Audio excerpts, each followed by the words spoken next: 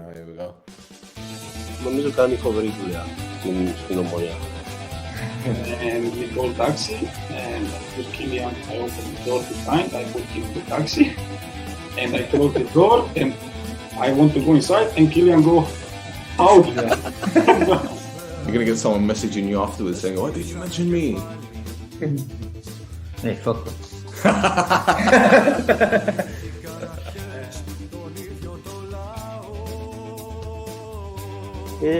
She say, I cry because you are here today.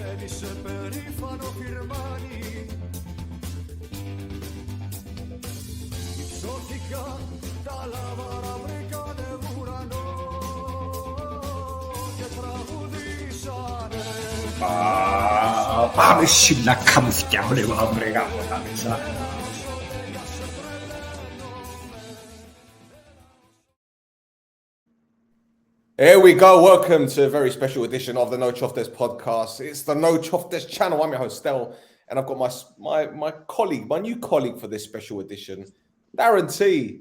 How you doing, mate?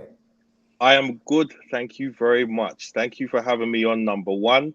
Number two, it's an honor and a pleasure to be on the podcast and to be with the legend that is VILLE. Yes, sir. He's done the intro for me. This is beautiful. You're a natural, my brother. You're a natural. Absolutely love it. VILLE, how you doing, brother? Long time no speak. You well? Yeah, man, I'm well, man. You know what I mean? God is great. You know what I mean? And I'm just here in good health and good spirits. And it's great to be a part of this, man. Finally, again, you know? It's great to have you back on again, mate. Great to have you back on. This is the first time you've been on this particular podcast, so it's a new experience for all of us. But you know what? This is going to go really well because it always goes well whenever we talk. It's all good. It's all good. So we're here to talk about your new tune, Happy. Now, before we go into it, you've been doing your own bits lately, haven't you? You've been doing a bit of traveling. I take it, a few concerts. Is that right? Yeah, definitely. And I have one more coming up on the 12th of February. You know, it's a Valentine's thing we have out there in LA. I haven't been to LA for quite some time, so we have a gig out there for the Valentine's weekend. You know what I mean? But we've been busy here and there doing our thing, you know. Bro, you're a legend in the game, a legend in the industry. So this must come really naturally for you. You know, so used to it, going on tour and all that. How's that for the mental health though? Is that tough? Well, honestly, I ain't gonna lie to you. Traveling is not exciting anymore. I can tell you that. I used to enjoy going to the airport and going through all the little small details and stuff, you know, security and you know what I mean, go to the machine but no, this COVID thing kind of put a different spin on things and it's a little bit more tedious. You know, but regardless of that, it doesn't damper the energy and the vibe and our passion and what we love, which is music. You know, once we get through that, the rest of it that comes with the music kind of wash it all away. You get what I'm saying to you? Because at the end of the day, I got to keep the mission in mind in terms of the reason why I'm putting myself through all of that headache and all of that, we call it, you know, shuffling and ruffling. You get me? So traveling is rough, but the music and what you get from doing it, you know, compensate. Absolutely. And you mentioned the concert for Valentine's Day. You're releasing Happy, which I assume is deliberate in terms of the release to coincide with Valentine's Day. Wonderful song. Wonderful song. Thank you. Honestly, that wasn't even something I planned from the get-go. And it just so happened that I'm just here and I'm like, man, this song, Happy, very nice song, but I want to drop it, but I just don't want to drop it like that, like every other song. I want it to have some kind of significance.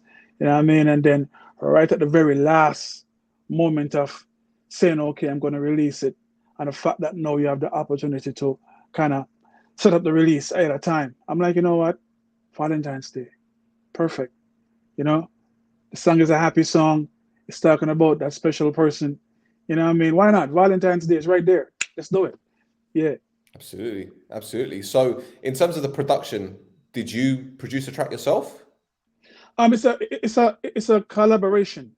Yeah, I mean, with me and a guy named Sketch Kerry from out of the Bahamas. You know, Sketch Kerry and I have been working together for quite a few years. you know. And when he came up with this song and this idea and reached out to me, I was like, yo, I'm ready for it. You know what I mean?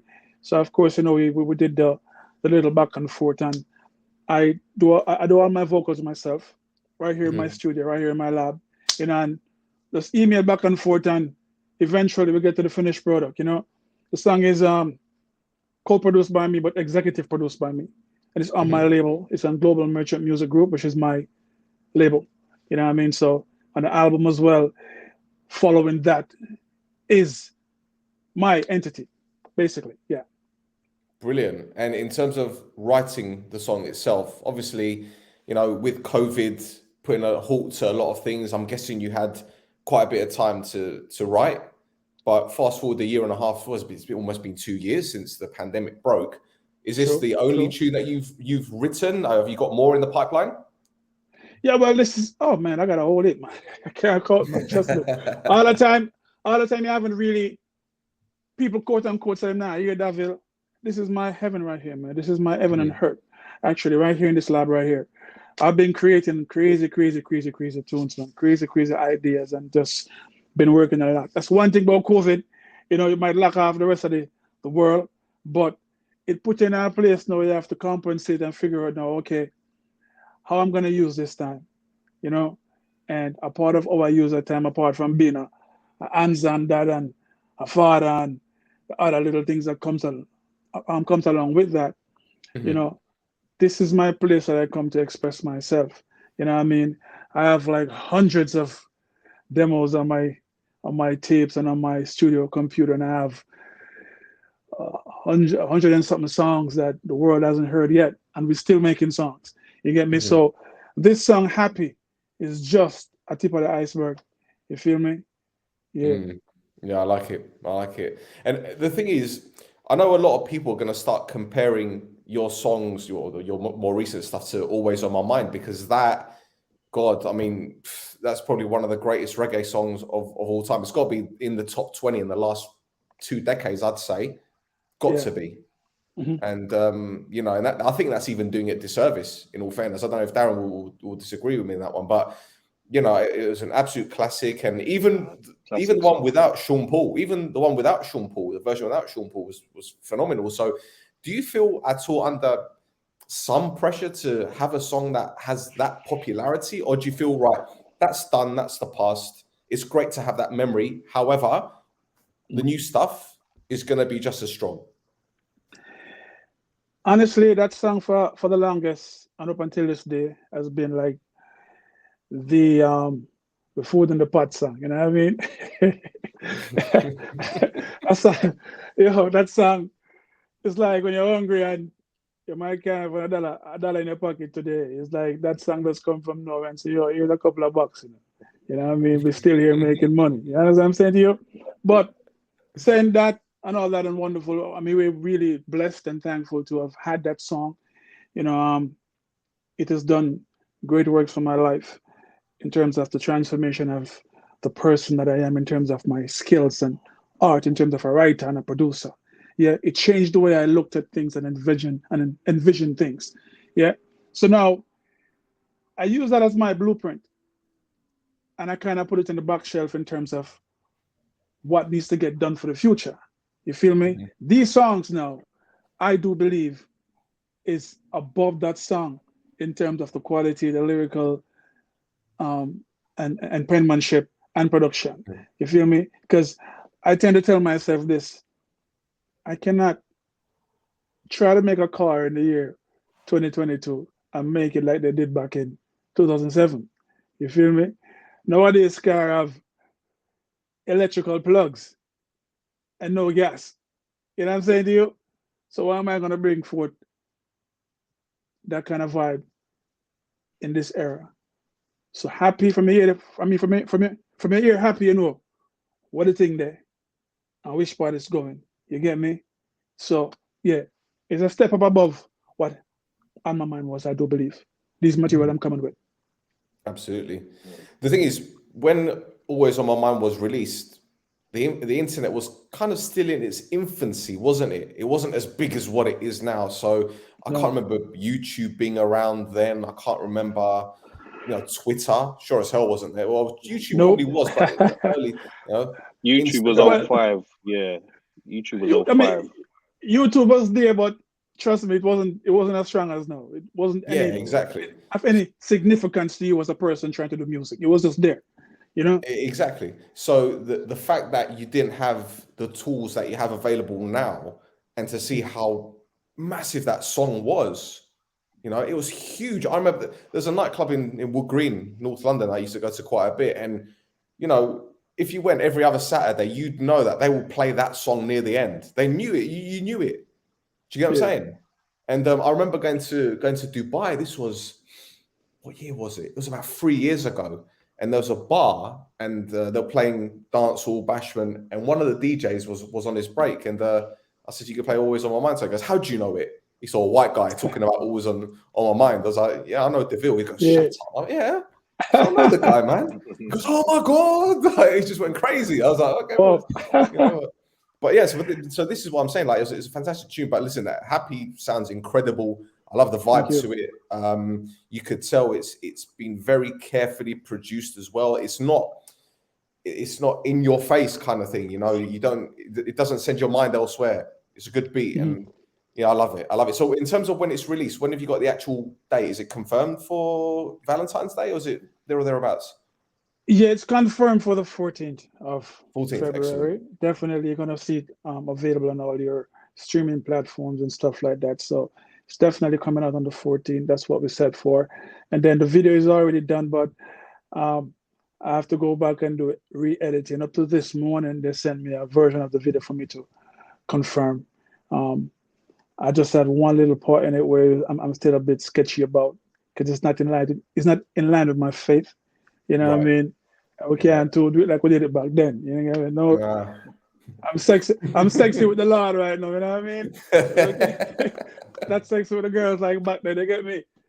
Married now, and we got kids now, and all these wonderful things. I'm a father and I'm a man of faith. You dig? So anything that's going to go against my faith, I cannot do it. So right now the video should be out. I mean, a week later. You know what I mean? At the youths of Happy. So yeah. Excellent. Darren, the floor is yours, young man. Well, yes. Well, you actually answered one of my questions already. So I would like to say congratulations, because you were baptized last year, right? I want to tell you, it was before that, Was it before that? Yeah. Yeah, it was before that. But a year ago, and it took a little while for me to get around to what God wanted me to do. Baptized, but at the same time, I still had old ways and old attitudes that I needed to bring under control. Brother, it takes time, Take time. I got saved in 2007, and I got baptized 27th of July 2008. So it's the best day of my life, and I know it was one of the best days of yours. So congratulations, man. Thank you, man. So I'm looking forward to the musical journey. When I say I'm guessing that the musical journey you're taking has to be in line with the Father's will. Yes, has to. Yeah, has to be in line with the Father's will. So I'm really looking forward to it. And I think I was gonna ask, because I haven't heard Happy yet. I'm looking forward to it coming out. But it sounds like it's a reflection of where you are now in the faith. Is that correct? Is that right to say? Man. Yeah, it's right to say, because the song is not talking about my happiness. It's talking about my girl's happiness. But as long as my girl is happy, I'm happy, because I can tell you this right now. A lot of times when I'm getting kind of shaky in my faith, my girl ever straighten me up, because I'm the one who introduced her to the Lord, and it's weird how she's the one keeping me strong. You feel me? Yeah, man. It's weird, but yeah, I gotta give thanks to my wife, man, because she really kind of keep me grounded, and more time, because we've been living a certain lifestyle for so many years. There are times that we tend to wanna, and she have to nudge me and say, "Yo, remember, I know." You think special than that. It says, "He who finds a wife," the good book says, "He who finds a wife finds a good thing." Yes, man. So a great great, thing. And I've seen you. I was looking you up, looking up your Instagram and everything, and so with the pictures with your wife and your children. One question I did want to ask also was, even though I know you were in the studio yourself, and you were in a great place in 2020, just writing and producing and creating. But how did you navigate the pandemic as a father and a husband, having to look after 2 young children, and you know they're getting bored, and you have to explain to them why they can't go somewhere, and you know, how did you manage that? Yeah. Well, I can tell you this. I don't know. They say God never gave you more than you can handle, right? But more time I have a question, because I said, oh, well, you choose no, you know what I mean? No, of all the times I could have had kids, you choose no when COVID and all these things wrong. So now I'm going to try to figure out different ways. Me not really understand how you, so now I was trying to figure out how to guide these kids. But the greatest thing is God knew before me that this was going to happen. And me and my wife planned for one, and the second one come and out of nowhere. You think? So now they keep themselves company. You know what I mean? They keep entertaining each other. You know what I mean? Them have a house full of ties. You know what I mean? What this is down the road. You know what I mean? Yeah, That's a great thing about Florida, because Florida have a whole heap of activities for families and children.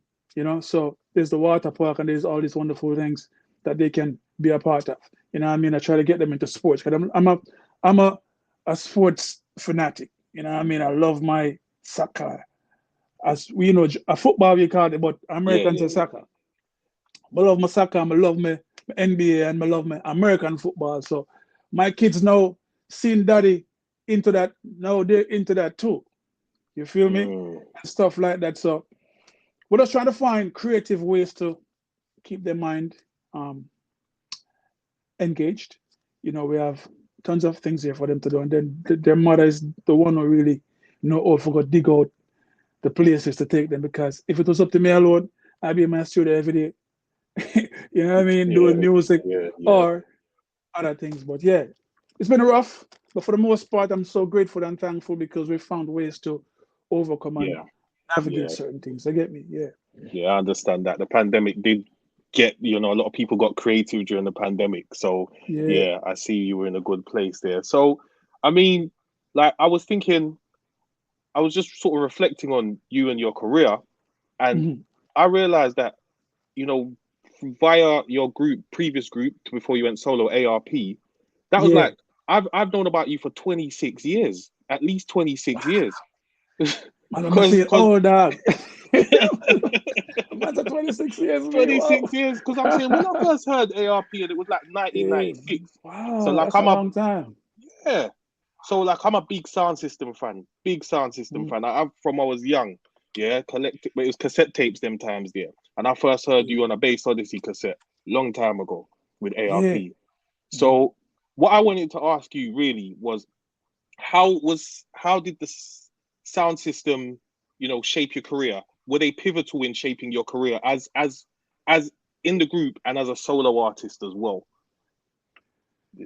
The sound system was very pivotal, because back then you never have like social media to do stuff for you. And then the radio man, them, you know, while some was willing to do certain things on your behalf, what I just love and appreciation for the music, you know what I mean?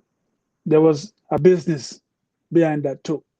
You get me? Yes. And if you really wanna speak the truth, there was the Piolas, you know what I mean, and the grease palm thing. You get me? So, but I've been fortunate, you know, I've had my experience in every area. I've had it.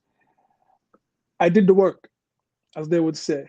I was at every event at least 7 days a week, every single night. My bed never really saw me until in the morning, like after 8, after 9, because we're there with it, uptown Mondays, we're for downtown, you know. It's like all these different events, and then now as a young artist now, you have to itch up beside a sound man, like stand really close to him to make him see about you're here, and you remind him every time. You know what I mean? Yo, remember, you know, a song that so one pre. You get me? I one play. You feel me? But also I was fortunate for the fact that when I was in ARP, I was the kind of person who tried to nourish relationships and build relationships with different people in the musical game, from sound system people straight up to radio disc jockeys and people within the press. You know what I mean? And out of manners and respect and appreciation, you know, when I went solo, I used those same links to kind of catapult my thing. Yeah, I had the same links with the same people, and when I went solo, the same people was there, and I knew them then too. So, Yeah. you know, Yeah. that kind of helped to streamline my thing. But I'm telling you, man, looking back at where I've been to where I'm at right now, boy, what a life. Call me, I tell Yeah. you, if somebody told me at that time, like probably 20 years ago or 15 years ago, that I'll be right here now doing this, a family man, married and 2 kids, and I'd be like, what? Me? Nah, man, a football field, me, I have, man, what you talking about, boy? I want 50 different women and 50 different people. You see me, I say? But as I said before, maybe I never said it before, but there was a part of me that I never really introduced to the world, which is the part that I always knew that there was other things in life that I wanted to do. And I wanted to set an example, you know what I mean? Not just for myself, but for my future generation to come, you know? And I chose not to father 50 different people with 50 different women. Because we can do that too, because we've been around the world and did that and done that and rare. You get me, I say? But I just wanted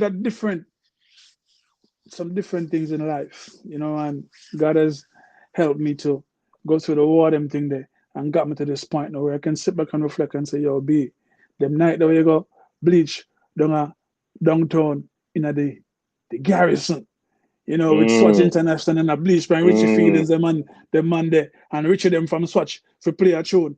You know, I have to pick up them man because them man they play a pivotal role. Stone Love, Weepo, Diamond, you know what I mean? The whole of them man from over Stone Love. Them man they play a pivotal role. Ouch. From out of what I saw the name again? I saw the way call a while ago. From the sound. Well, Odyssey, Bass Bass Odyssey, Ouch from Jamrock, you know what I mean? Also Metro Media, Oliver from Metro Media, them man there. Yo, my career, them man there. And then the real big break come to the Mataran and Richie Feeling. You get me? You know, I was gonna say Mataran now because I remember what is it? All them dogs who know them. Yeah. That song there. That song there was must have been about 02, 03. And I think his Mataran I heard play it first, you know. Firelings production, man. Oh, was it his production? Okay, yes, okay. man. All right, okay. Yeah, Firelings did a few bits with Ellie, didn't they? Yeah, man. So a Firelings producer one day, and the thing is this though. Because I left the music at one point, and after I left ARP and I went solo, things wasn't really working out the way I wanted it to work out. So I leave the music and I went and I came abroad into Philadelphia and start doing 9 to 5. I live a normal 9 to 5. I do every morning in the snow. I'll try to catch the bus to get to work. You know what I mean? And one morning, I don't know what I said, no, sir, I don't mean this. Yeah, you hear me? I go back to Jamaica, I try about the music, you know. You get me? And I saw them come back to Jamaica, and I had a family uncle who loved music as well, and I kind of picture idea to him, you know. So, yo, I have this one song I want to sing over, and I want to produce it myself, but I never really have the money. And he's the one who funded the project.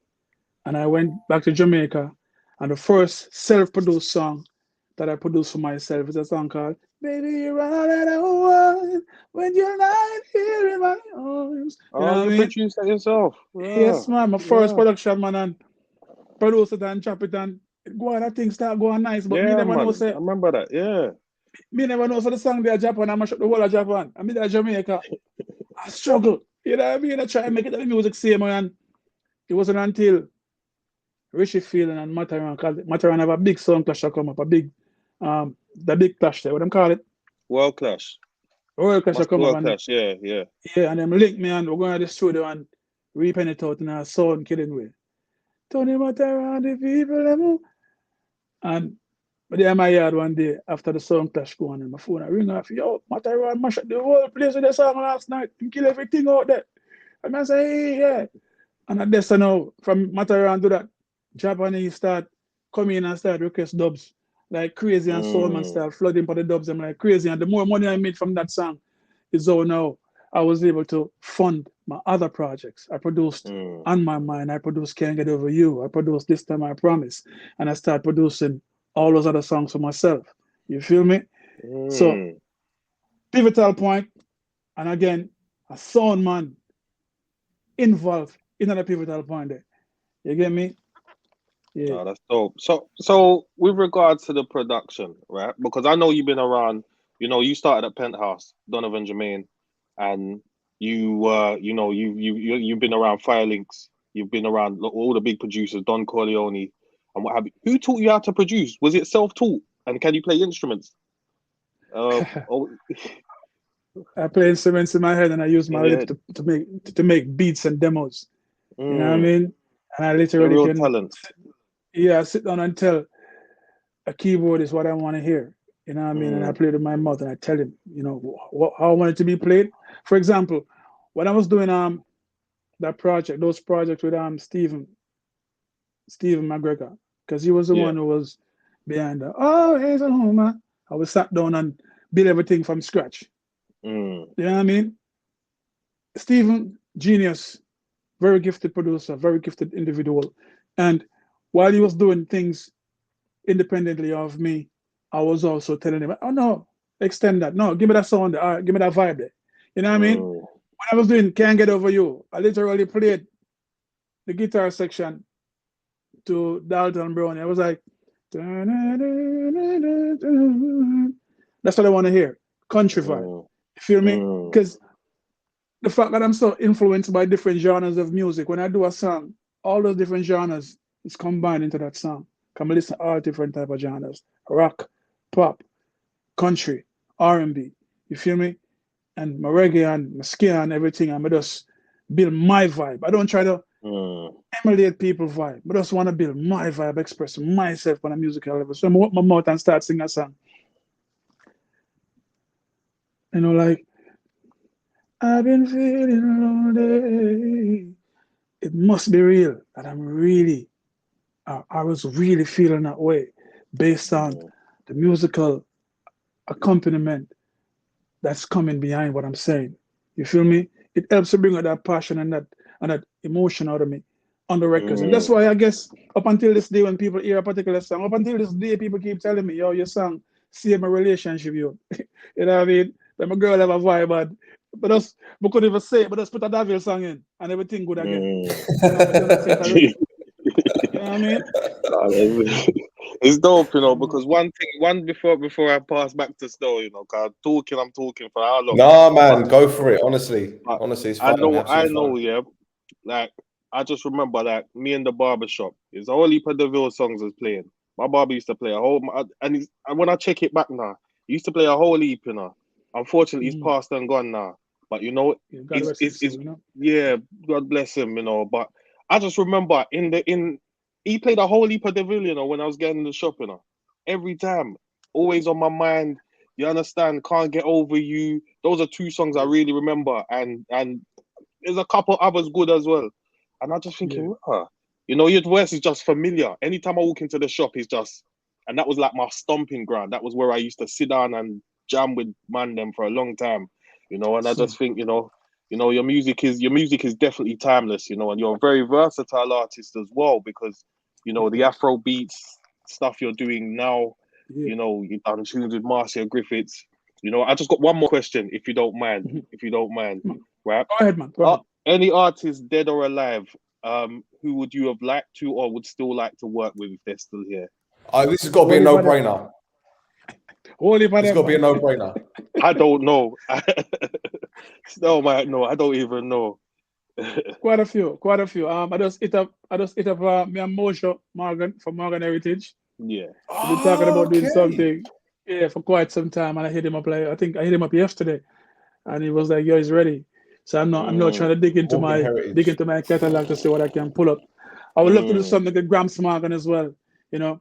One of my dreams though is to really do something with Junior Gang Marley. You know what I mean? I'm a big fan. Really? Yeah, man, I love to do something with Junior Gang Marley. And Stephen Marley, and then you have this young Marley now coming up named Skip Marley. You know, my kids are I've introduced him to my kids, and my kids love him, man. And you know, it's quite a few people. You know what I mean? I can when put you it asked out dead there or alive, When he asked dead or alive, I thought the first one was gonna be Bob. No. The man said dead.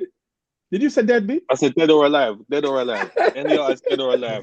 Which I give you the option, innit? Give you the option. Okay, because dead now is a different thing. Man, I want to accomplish that. Okay, but yeah, but come on now, man. For me, you ever start going to the mall, you can't do song with the branches and don't want to do it with on the root. Yeah. You know what I mean? Oh man, come on. That's a no-brainer. If my mother was alive, yeah, mother right about man. Straight. Our next one to Lucky Dube. Okay. Lucky Dube was alive, man. Yeah, man. You see it? But think vast, you know.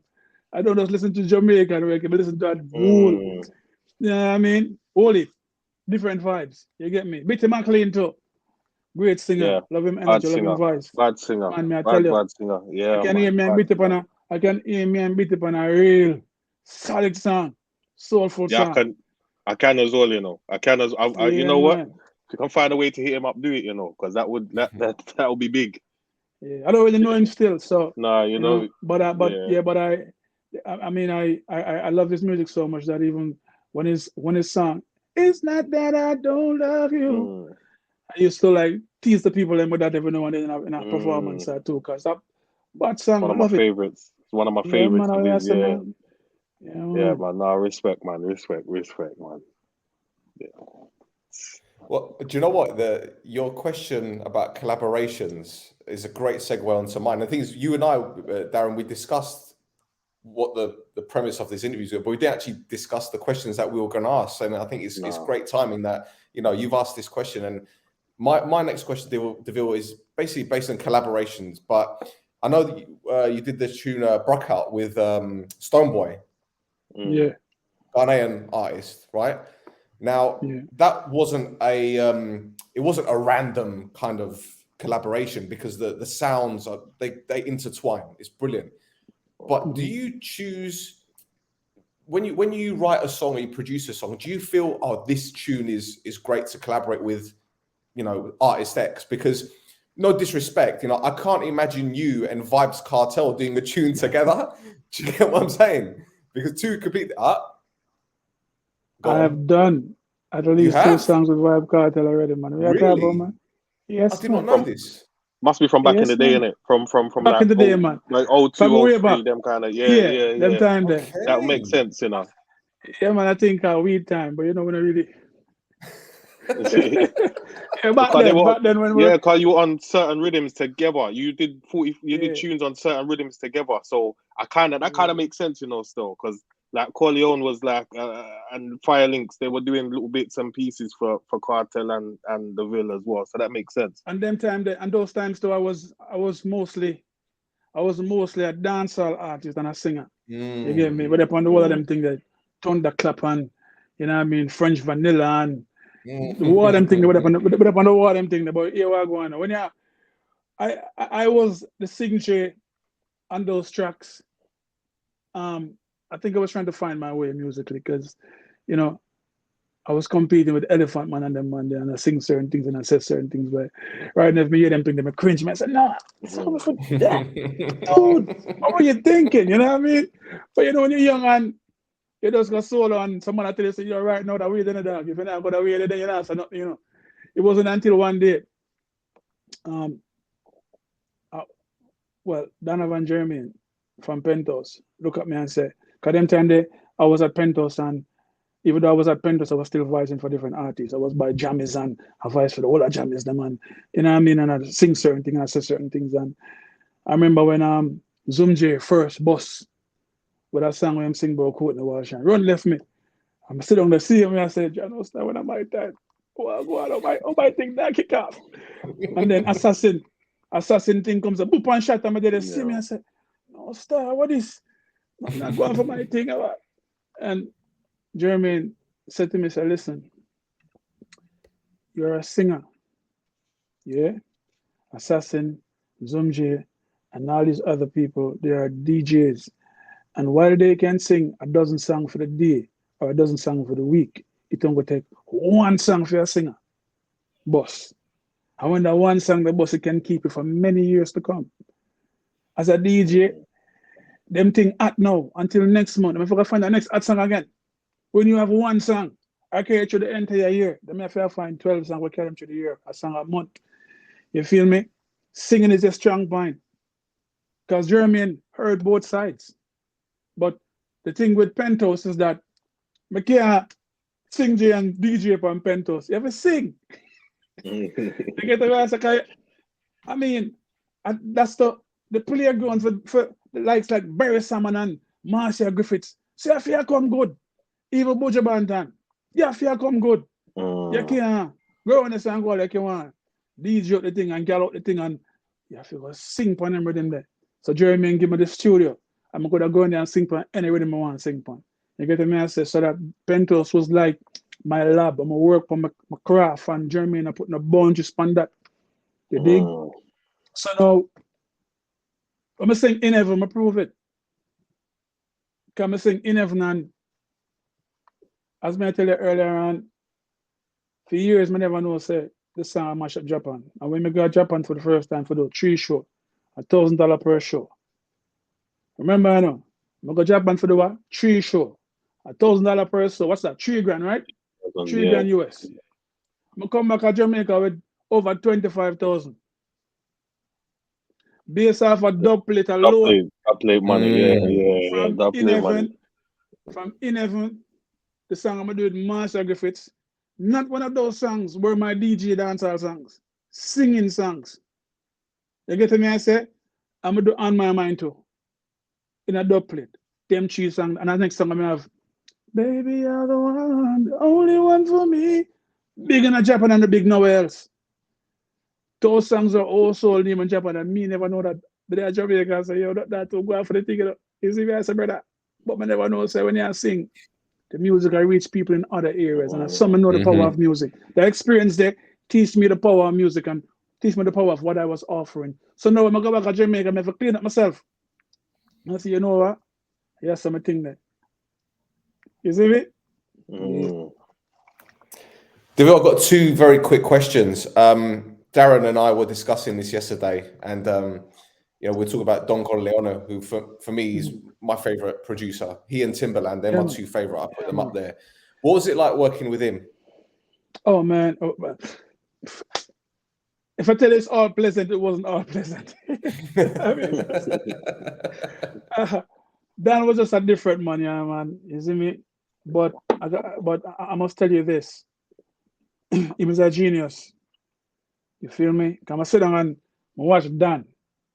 I do production and I see how the man they work and I say, yo, B, yo, I don't see anybody else in the business do half of what this guy is doing in the studio. You feel me? And then when you're singing for them, you can't sing or hear that song. You can't go on the man with a lame thing. You think of strong.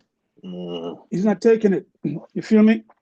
So it was a pleasure for me to work with him, though. Even though it wasn't easy, it was a pleasure to work with him because I did a song, the first song I did. I'm gonna let you know. Hey, baby, I love the way you gyrate your body, flex your body for me. Baby, bring it on. You see me? When I read him name Trifecta. You see me? I want to say the production of my vocals and that song. Nothing compared to it at that time with any other producer I sang for. You feel me? Dan production budgets are notch above the rest of everybody else because he knew him thing. So maybe that's why he was the way he was, because I know him thing. You get me? I said? So, yeah, and then, of course, you know, I can't leave out Coolface. Because Coolface was one of the main person there at the time as a writer. So him and I collaborated on a whole heap of them songs. They were on like French Vanilla and Thundercat and even the A-Baby song and them song. They collaborate on them thing on a penmanship level. You get me? I say Coolface write a whole heap of song for some artists whenever give them credit. Elephant and them Monday. You might have all of them song to them time, but you get me? But me a Coolface cover from school days. So we link up on a Dan, okay? It was already there as a part of Dan crew. It made it easy for me to get a life for work with it. Because at that time, you know, young artists, so if you say, it's a blind you get. You see me, you never make a name for yourself, you're not a stripe it. So you can't really go into a one studio and a man look for you and give you any ratings and say, hey, John, I go on, the great bear someone is here. Bears have him strike. So when you say Bears, I'm gonna say, yo, John no star. I forget the Bears put that up on. I really mean, you know. They never said that about me at that time. Because I never really have no big song. You feel me? But still, Dan took time and put those two things with me, same man. I feel good about that. Yeah, man. I think the most popular songs were in Europe, especially, is probably off the drop leaf rhythm. That's probably the strongest. You got Seasons rhythm as well. But I think when TRK came out with Tears, everyone cried. Literally, everyone cried. Yeah. Yeah, man. But Dan is a great producer, you know. I never really got a chance to voice on those tracks because by that time I was already off doing my own thing. I was off doing my own productions and stuff, you know. Yeah. About 06, yeah. 06 or 07, yeah. No, that's So, interesting. You mentioned that you're a soccer fan, DeVille. What team do you follow, Yeah. or what teams do you follow? Chelsea and Man U, you know. You follow two English clubs. How is that even possible? No, my dad is a Man U fan. I'm a brother. You get me? And they know that I'm a Chelsea fan. So You keep everyone happy. Drogba was my dude. You get me? But from Drogba, do so. From Drogba leave. I don't think he's with Chelsea anymore, right? No, he left a while back, but he's definitely for a a while legend at back. the club. Retired, So retired. Yeah, man. So from Drogba, I haven't really been on top of the Chelsea situation since Drogba leave. You get me? But I kind of know more about Man U because my father and my brother bought them. Well, I might tell them beat They can't be happy the way the club is at the moment. It's been terrible, no, isn't they it? can't be. It's been very, very terrible. And Deli Ranks is a Man U fan and more Is than he? Yeah, man. Show me a mess of Man U. That Man U thing I get to me, you know. Too much only, you know. Hey, man, them dudes are so passionate about Man U. It turns me off, man. I'm like, dude, all right, yeah, I get it. You know what I'm saying? Oh, mate. Well, too, I'm glad that the Jamaican national team has improved. You got players like Mikel Antonio now. You got Ravel Morrison called up. Yeah, the results haven't been but great them still- recently, but they've turned the corner. Yeah, I hope them keep around the corner and don't go back on the street. Wait, not too gone. Right now it's looking good. Yeah. We never qualified for the World Cup though, because we lost to Costa Rica the other day. So Listen, it's full time we start to lose to them people, you know. All that. yeah, man.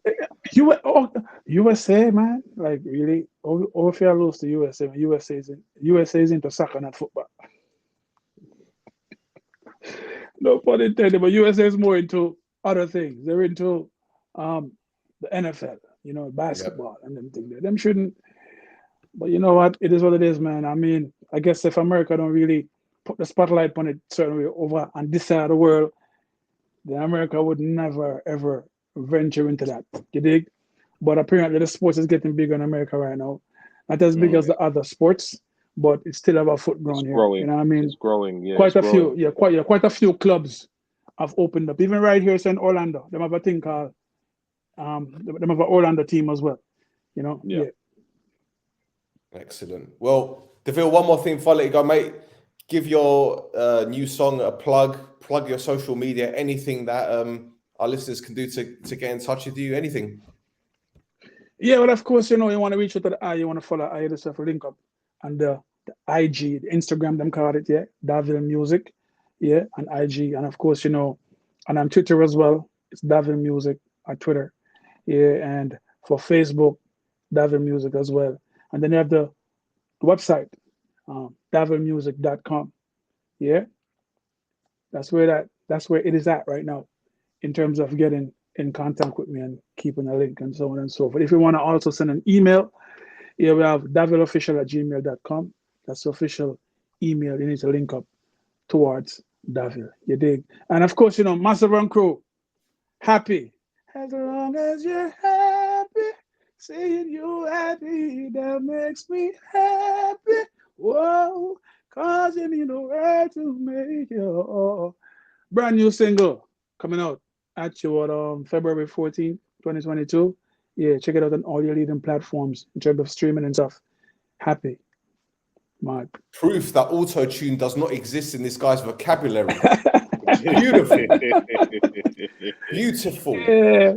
Thank you, There you man. go. Thank you. Thank you. Darren. Hey, massive. Remember this too. Don't go around the YouTube thing, you know. I have a channel to you. You see me? Yeah, the Vivo channel. Yeah. Vivo, Davil yeah. official. The Vivo. And also if you go up on YouTube, it's just Davil. Davil music on YouTube. You see me? Yeah. Mad. The happy All the video is links. coming out as well. Yeah. Excellent. Yeah. So check it out. All the links will be in the description, ladies and gentlemen. Darren, want to plug anything before I let you go? Just follow me on Twitter. You can see the handle there at Mr. Darren_T. I talk all things Tottenham Hotspur, all things football, anything you want to talk to me about, I'm here. Tottenham Hotspur. That's the man thing there. Yeah, man. Yeah, man. Right. Leave him alone. He's been suffering for a long time. Long suffering. All right, boss. Long suffering is Excellent. good for the soul sometimes. Absolutely. Excellent. Well, boys and girls, that's been another edition of the No Choftes podcast. Thank you all for tuning in. Don't forget to like, subscribe, tell your nunas. Until next time, you know the rest.